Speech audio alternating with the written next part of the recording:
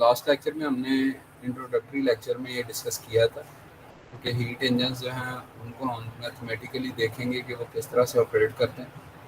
और जो practical engine हैं लाइक ऑटो साइकिल जिस पे ऑपरेट कर रहा होता है आपका पेट्रोल इंजन, उसके बारे में पढ़ेंगे। डीजल साइकिल जिसके ऊपर डीजल इंजन ऑपरेट कर रहा होता है वो पढ़ेंगे।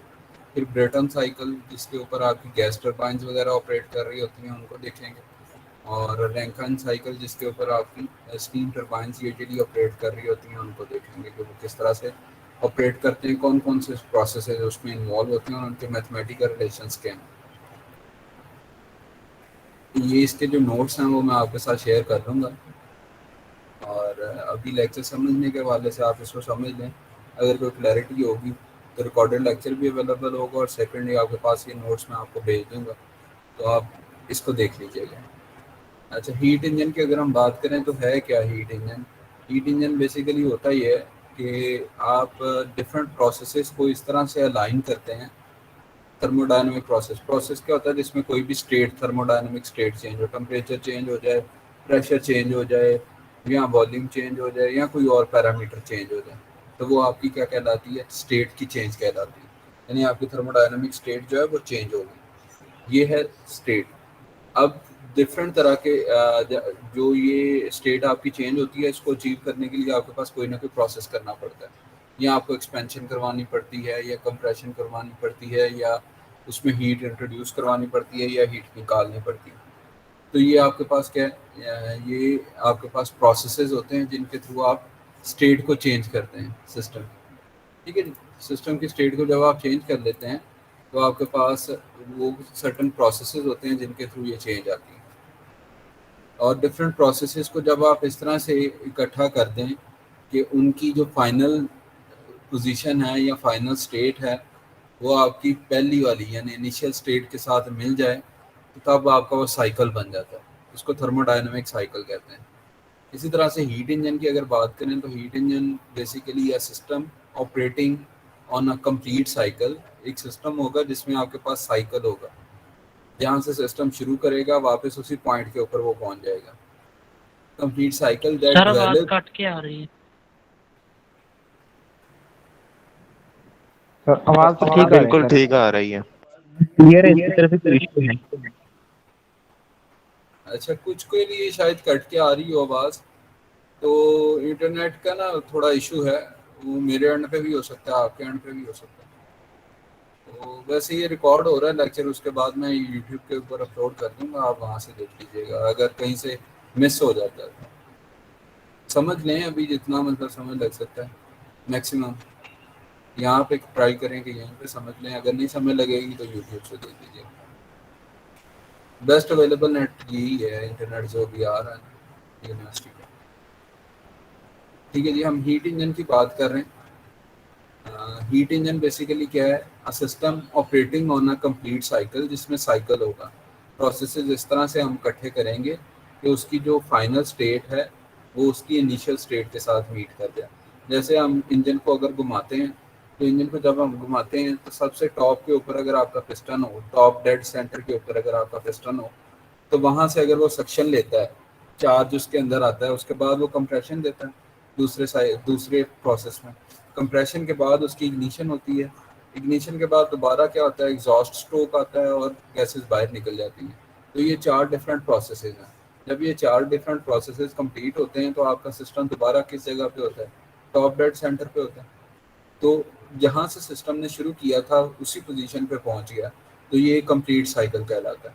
अ system operating on a complete cycle, ऐसा सिस्टम जो कंप्लीट साइकिल के ऊपर ऑपरेट कर रहा हो, दैट डेवलप्स मैकेनिकल एनर्जी, और उससे हम क्या कर रहे हो? मैकेनिकल एनर्जी बना रहे हो। जब इंजन के अंदर फ्यूल जलता है तो क्या होता है? क्रैंक रोटेट करती है, घूमती है। जैसे वो घूमती है तो आपके पास क्या होता है? मैकेनिकल एनर्जी आती है। जहाँ पे कोई भी चीज़ आप कोई शाफ्ट घुमा रहे हो तो वो मैकेनिकल एनर्जी कहलाती है। मैकेनिकल एनर्जी आप वहाँ से डेवलप करते हैं किसके थ्रू?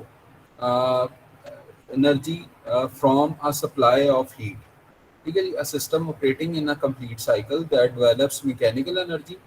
एक कंप्लीट साइकिल के ऊपर ऑपरेट करता हुआ सिस्टम जो डेवलप करे मैकेनिकल एनर्जी को from a supply of fuel और from a supply of heat. Heat से वो एनर्जी लेता है। जब आपके पास चार्ज जलता है, यानी पेट्रोल और एयर का मिक्सचर जलता है, तो आपके पास क्या होता है, वो हीट प्रोड्यूस होती है। उस हीट को यूज करते हुए आपकी क्रैंक रोटेट करती है। तो हीट एनर्जी को आप किस में कन्वर्ट कर रहे हैं? मैकेनिकल एनर्जी में। हीट इंजन ऐसा इंजन होता है या ऐसा सिस्टम होता है जो हीट की एनर्जी को आपकी मैकेनिकल एनर्जी में कन्वर्ट कर दे। ये हीट इंजन है।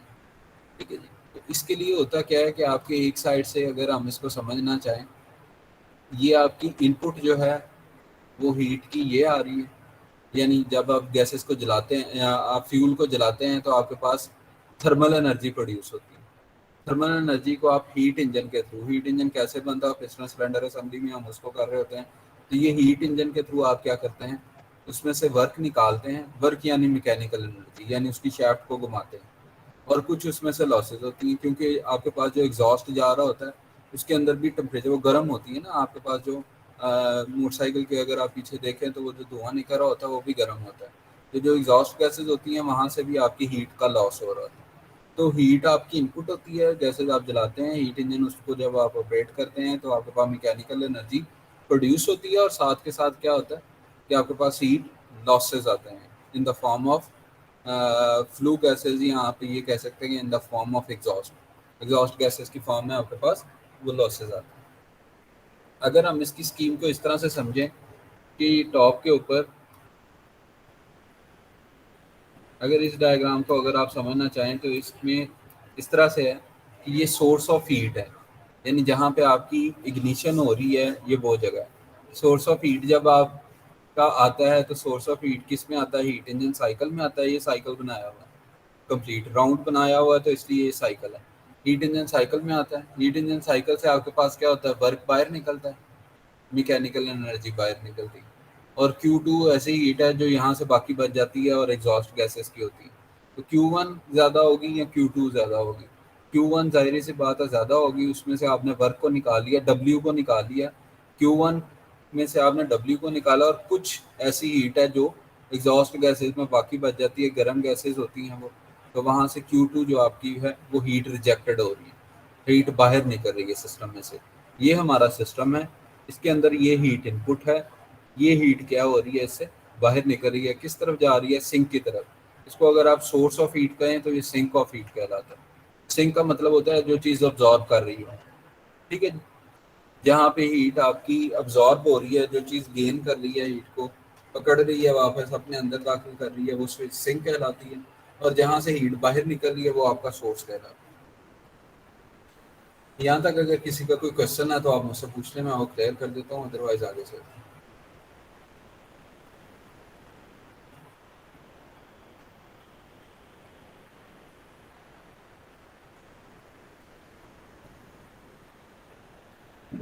जी सर क्लियर है। ठीक है जी। क्लियर है सर जी। ठीक है।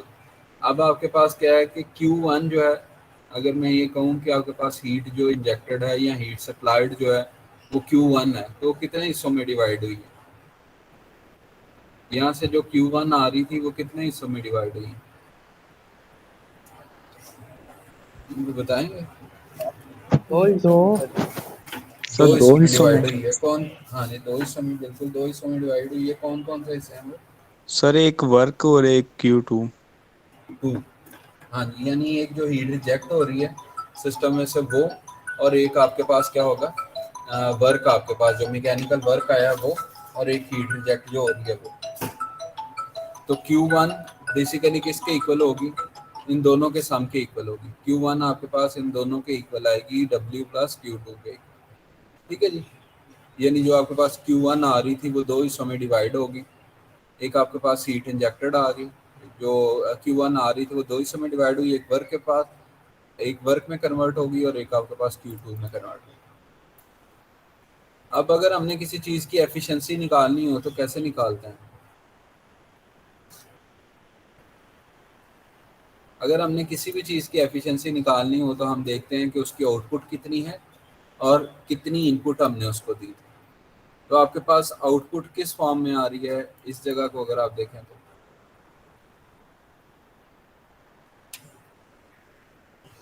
कौन सी आउटपुट है आपकी इसमें से, इन तीनों चीज़ों में से, Q1 Q2 और W में से?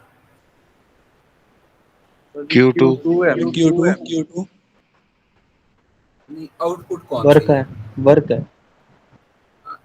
आउटपुट आपकी आपकी वो चीज़ होती है, आउटपुट समझने क्या होती है। आउटपुट वो चीज़ होती है जो आप गेन कर रहे हैं। हम मैकेनिकल एनर्जी गेन कर रहे हैं ना, इससे हासिल हम मैकेनिकल एनर्जी कर रहे हैं। तो जो आप हासिल कर रहे हैं ना, वो आपकी क्या कहलाएगी, आउटपुट कहलाएगी। अच्छा, ये जो है ना Q2 आप कह रहे हैं, ये आउटपुट नहीं है, ये आउटपुट हीट है।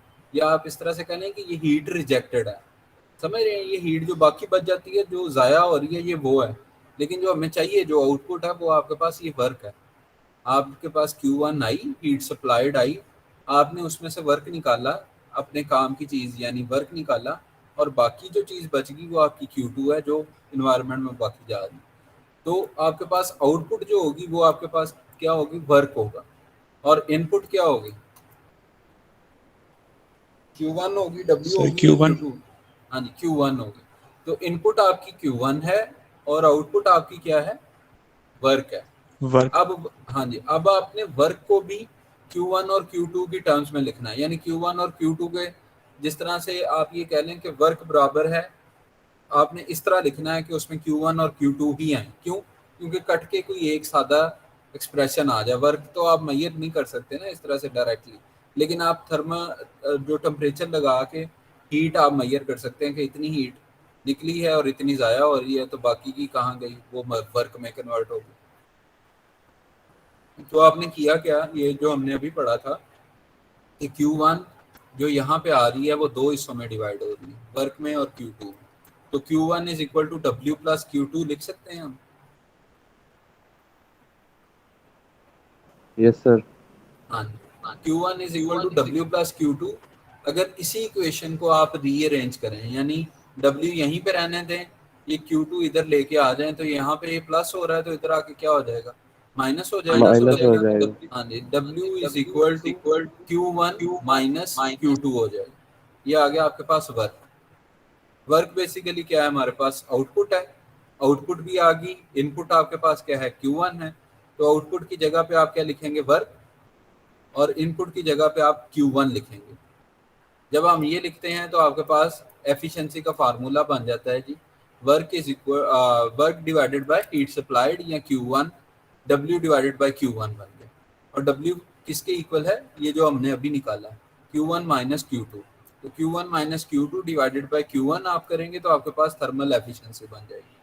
क्यों थर्मल लिखा, ये सिर्फ एफिशिएंसी या work divided by heat supplied. इसको थर्मल एफिशिएंसी, थर्मल का मतलब क्या होता है, हीट। थर्म का मतलब हीट होता है। तो जब आप हीट्स को इन्वॉल्व कर रहे हैं, Q1 Q2 दोनों हीट है ना, जब आप हीट्स को इन्वॉल्व कर रहे हैं तो आपके पास क्या होगी, थर्मल एफिशिएंसी बन जाएगी। तो ये थर्मल एफिशिएंसी किसके बराबर होगी, ये होगी आपके पास Q1 minus Q2 divided by Q1। अगर आप अलग-अलग इनको डिवाइड करें, जब आप अलग-अलग डिवाइड करते हैं तो Q1 divided by Q1 minus Q2 divided by Q1 हो जाएगा।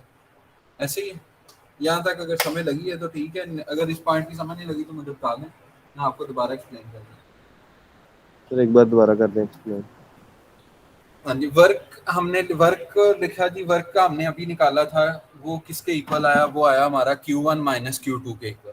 तो ये जो हमारे पास फ्रैक्शन है, जो बटा है, इसके ऊपर हमने लिख दिया W, जिसके भी वो इक्वल था, वो हमारे पास Q1 माइनस Q2 के इक्वल था। Heat supplied minus heat rejected के इक्वल था, वो हमने यहाँ पे लिख दिया ये इस जगह पे, डिवाइडेड बाय आपके पास हीट सप्लाइड आ गया Q1। अब ये इससे भी डिवाइड हो रहा है, सॉरी ये वाला जो है, ये भी Q1 से डिवाइड हो रहा है, और Q2 जो है वो भी Q1 से डिवाइड हो रहा है। ऐसे ही है या नहीं? Yes sir. अच्छा, अब हम इसको लदा करते हैं। Q1 divided by Q1 yes sir. One आ माइनस गया। Q2 divided by Q1। Yes sir. ऐसे ही ठीक हो होगा। गया। अच्छा जी, Q1 डिवाइडेड बाय Q1 करेंगे तो आपके पास आंसर क्या आता है, 1। 1। और Q2 माइनस Q1 करेंगे तो आपके पास वो जो भी आंसर आएगा, तो yes sir. 1 minus Q2 divided by Q1, ये आपकी थर्मल एफिशिएंसी है। आपने जब भी किसी भी साइकिल की थर्मल एफिशिएंसी निकालनी है तो ये फार्मूला आपका वहाँ पे अप्लाई होगा हर साइकिल के अंदर, चाहे वो ऑटो है, चाहे वो डीजल है, चाहे ब्रेटन है, चाहे वो रैंकाइन है। चारों साइकिल के अंदर आपका फार्मूला यही यूज होना, बेसिक फार्मूला। आगे चीज़ें चेंज होती जाएंगी, जैसे हीट Q2 क्या है आपकी, हीट रिजेक्टेड है या हीट सप्लाइड है? Q2 हीट रिजेक्टेड है सर, और Q1 आपकी क्या है? Heat supply injected sir. है। जी Q1 बिल्कुल, हीट हीट सप्लाइड इंजेक्टेड है। आपकी Q1 है, जहाँ पे हीट सिस्टम के अंदर या सप्लाई हो रही होगी वो आपका Q1 है, और जहाँ से सिस्टम से बाहर निकल रही होगी वो आपका क्या है, Q2 है। Heat rejected. यहाँ तक अगर किसी को भी किसी भी पॉइंट, कोई ऐसा पॉइंट है जिसकी समझ नहीं लगी तो आप मुझे बता दें, मैं आपको एक्सप्लेन कर देता हूँ दोबारा। सर क्लियर है। क्लियर है सर। ठीक है, क्लियर है सर। ठीक है। हीट इंजन साइकिल में अब क्या है, a sequence of thermodynamic processes. Thermodynamic processes का सीक्वेंस आप इस तरह से सेट करें, arranged for continuous conversion of heat into work, जिसमें कंटिन्यूसली, यानी वो जो आपका पिस्टन सिलेंडर असेंबली होती है वो कंटिन्यूसली घूमता रहता है ना, तो जैसे वो घूमता रहता है तो आपके पास क्या होता है, हीट एनर्जी कन्वर्ट होती रहती है किसमें, मैकेनिकल वर्क एनर्जी। में। तो ये आपका हीट इंजन साइकिल कहलाता है। ठीक है जी, पहले हमने हीट इंजन पढ़ा। हीट इंजन मतलब ऐसा सिस्टम है जो कन्वर्ट करे हीट को मैकेनिकल एनर्जी में। और हीट इंजन साइकिल ऐसा है कि आप ऐसे प्रोसेसेस को अलाइन कर दें कि वो घूमते ही रहे, रुके ना, अनटिल एंड अनलेस आप उसको रोकें। तो दो तरह के आपके पास हीट इंजन के साइकिल होते हैं, एक होते हैं गैस पावर साइकिल और एक होते हैं vapour power cycle. Gas power cycle में आप सिंपल ये समझें, गैस पावर साइकिल के लिए आपके पास एयर यूज होगी किसी ना किसी तरह से, आपके पास एयर यूज होगी किसी ना किसी तरह से, चाहे एयर को आप फ्यूल के अंदर मिक्स कर लें, या एयर को अलहदा कंप्रेस कर लें, या फिर एयर को ही जला लें। तो ये आपके पास डिफरेंट साइकिल्स हैं, लेकिन ये सारे के सारे किस पे बेस कर रहे हैं, ये गैस के ऊपर। एयर बेसिकली आपके पास जो है वो गैस है ना, तो आपके गैस पावर साइकिल के कहलाते हैं। दूसरे हैं vapour powered cycle. Steam turbine अगर जब हम पढ़ेंगे तो उसमें मैं बता भी दूंगा। उसमें आप क्या करते हैं, बॉयलर के अंदर स्टीम बनाते हैं, उस स्टीम को गिराते हैं टरबाइन के ऊपर। ठीक है जी, वो जो स्टीम आप गिराते हैं टरबाइन के ऊपर वो वेपर पावर्ड साइकिल कहलाते हैं। क्योंकि आपने, स्टीम होती क्या है असल में, आपके पास जो स्टीम होती है वो वेपर्स होते हैं ना, जो यस हमने सर। पिछले थर्मल वन में हमने पढ़ा था कि जैसे ही हम वाटर को हीट अप करना शुरू करते हैं तो पहले उसका जो है टेम्परेचर बढ़ना शुरू होता है। तो जब वो बॉइलिंग पॉइंट के ऊपर पहुंचता है, तो वेपर में। 23 रोल नंबर है इनका। हाँ, माइक काइंडली ऑफ कीजिएगा, जब मैं पूछूं तब आप बताइएगा। अच्छा, इससे ये होगा कि अच्छा मैं ये बता रहा था कि जैसे ही हम वाटर को हीट अप करना शुरू करते हैं तो बॉइलिंग पॉइंट के ऊपर जब वो पहुंचता है तो वो क्या होता है, बॉइलिंग पॉइंट के ऊपर जब वो पहुंचता है तो उसकी बॉइलिंग शुरू हो जाती है। यानी आपके पास जो लिक्विड होता है वो किस में कन्वर्ट होना शुरू हो जाता है, वेपर्स उसके बनने शुरू हो जाते हैं, बुखारात बनने शुरू हो जाते हैं। तो जैसे ही उसके वेपर्स बनते हैं आपके पास वो कन्वर्ट होना शुरू हो गया स्टीम में। पहले वेट स्टीम बनती है, फिर ड्राई सैचुरेटेड स्टीम बनती थी, फिर हमने देखा था कि सुपर हीटेड स्टीम भी बनती थी। तो वो आगे वेपर पावर साइकिल जब आएंगे, रैंकिन साइकिल, तो उसमें हम वो पढ़ेंगे कि ये हमारे पास किस तरह से अलाइन करते हैं कि वो साइकिल बन जाता है। और पावर का मतलब आप उसमें से पावर निकाल रहे हैं, इसलिए उसको गैस पावर साइकिल या फिर वेपर पावर साइकिल कहते हैं। इस बात की समझ लगी तो मुझे बता दें, अगर कहीं से पॉइंट क्लियर नहीं है तो मैं दोबारा बता दूँ। दो चीज़ें हैं सिर्फ, एक गैस पावर साइकिल है जिसमें एयर यूज हो रही है किसी ना किसी तरह से, और वेपर पावर साइकिल है जिसमें आपके पास वेपर्स यूज हो रहे हैं पावर जनरेशन के लिए। दो तरह के हीट इंजन साइकिल। ठीक है जी।